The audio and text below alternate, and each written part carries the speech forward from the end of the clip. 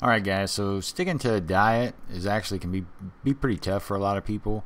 It's not something that usually can't be done without a little bit of discipline or whatever. But I've got a few tips that might help as far as keep you on track, keep you thinking about it the way that you should be. You know, how you're going to benefit from the new lifestyle of whatever you're going towards. So, but I've got 3 tips for you, and they're nothing groundbreaking or anything like that. You've probably heard these before, but I'm gonna I'm gonna go back to them once again and just share them with you. And if you have tips of your own, feel free to share them down in the comments. Different stuff we all got to keep each other motivated. Whatever our goals are, I want to help you. I want you to help me. I mean, it's just the way that I think that it would work best. So, number one, what I would say is to make a list of the reasons why.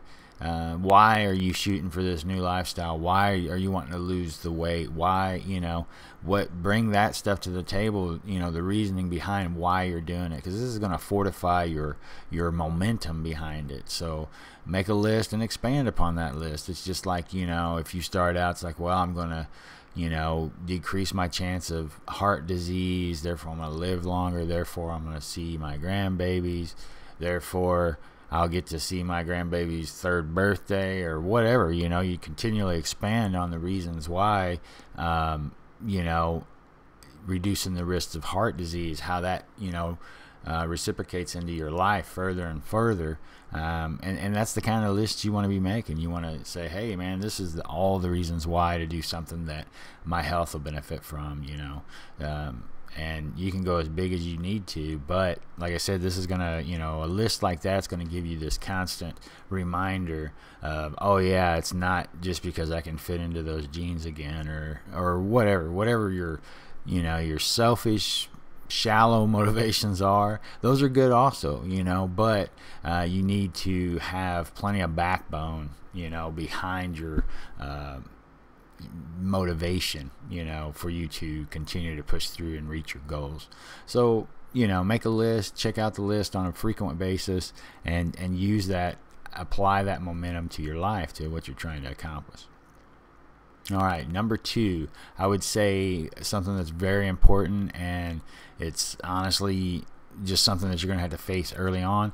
You need to come to grips that this is a lifestyle change. This is not, even if you have 90-day goals or whatever, you can't go, whether it's a ketogenic diet or whether it's a Mediterranean diet or whatever you're trying to accomplish, whatever made you overweight or away from where you want to be, it's not going to be any different if you try and return back to that. I mean, if you're losing a lot of weight, like on a ketogenic diet, it's like, say 90 days you're in, you lose 50 or 60 pounds, good to go. Now let's get back to the pizza. We know what's going to happen, and this is something that you got to accept early on, and you're going to have to realize that, hey, look, that's great that I'm losing the weight, but how am I going to sustain this? Am I able to go the rest of my life without pizza? Or, what are you going to do? Are you going to find ways around it? Are you going to circumvent it? But you have to understand that once you meet those goals, if you go back and dabble into carbs is hard to turn down. I mean, that's the way that they work. It's like, they work as a drug on your mind and make you want more. And it's like, I can dog some, I can eat some carbs. There's no 2 ways about that.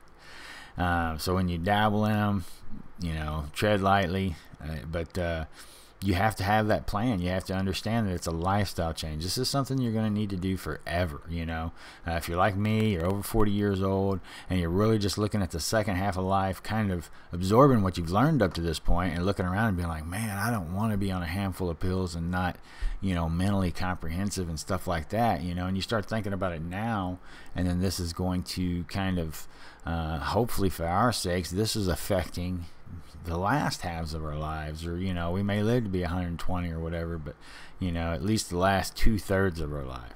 So that's the thing, is to just adapt it as a lifestyle. You're not going to hit your goals and then go back to the way it was. It's just not going to happen, or you're not going to, that's not going to benefit you long term. So make sure that you understand whatever diet, and you may have to tweak it to fit what you need to do, and what you can live with, and what your not willing to live without, and and you just got to tweak it to make it work for you. But unfortunately, there's going to always be dietary boundaries if you want to, reach a certain goal, a health, whatever health goals that you have. There's going to be dietary restriction of some way, shape, or form. Accept it as a lifestyle. That's solid advice right there. I promise you that. I mean, if you can overcome that hurdle, it makes a huge difference. All right, and then for tip number 3, we're going with be creative. You're going to whatever diet you're on or whatever you're trying to accomplish. It's generally probably going to have restricted food, unless you're just counting calories. It's going to have a restricted food types. Some of them, like if you're like on the ketogenic diet, carbs are highly restricted. In other diets, carbs may be more lenient. They're allowed more carbs, but less. Like fat may be restricted, or whatever your diet is that you're going for. I mean, but I talk about ketogenic diet the most because that's what I'm doing. But whatever you're doing, to fit those macros in. But usually there's food lists. There's certain things to avoid, certain things to, and you've seen this with Atkins and the ketogenic and the Mediterranean and the South Beach and all these different diets. You see that there's food lists, and work within those food lists. And it's like, oh man, I can't have this or I can't have that. Well, that's where you got to kind of kick in some creativity and go in there and manipulate the ingredients you do have to create other things. Like a couple things that I've done is, which my diet's actually fairly bland as far as, it's probably pretty boring, but I get my macros. But a couple of things I did do is I made it's not a fathead pizza, but it's a cauliflower crusted pizza. And it was cauliflower and eggs, and Parmesan, a boatload of Parmesan cheese, I believe is what was in it, and some regular cheese. But anyway, made your crust out of that, made a pizza out of that, and it was pretty good. And then also I've done the fried chicken with the pork rind breading, and it was really good. These are 2 keto deals that 2 keto style meals that I got around to actually trying. It was really good. And that's what you've got to do. You got to kind of look at the diet that you're on, be creative, expand, allow it to, find a way to be personalized to what you're trying to accomplish and what you can tolerate. Because again, nothing works if you can't do it. Bottom line is to make sure, take time, be creative with the ingredients that are allowed on whatever restrictions that you have going, on whatever diet you're pursuing, and just be creative with them. Think of them in different ways. It's just like eating, breakfast for dinners and stuff like that. It's just, for a lot of people that's weird. For me, I love it. I love breakfast any time of the day. But just, it's just like having stir fry or something, for breakfast. I mean, that's kind of like unheard of for a lot of people, but why? We need to break some of the tradition stuff, and that's kind of where the creative part needs to come into play. Is you need to look at food as just, it's just like zucchini lasagna. I've been wanting to make that. I haven't done it yet, but that's something that I do want to make.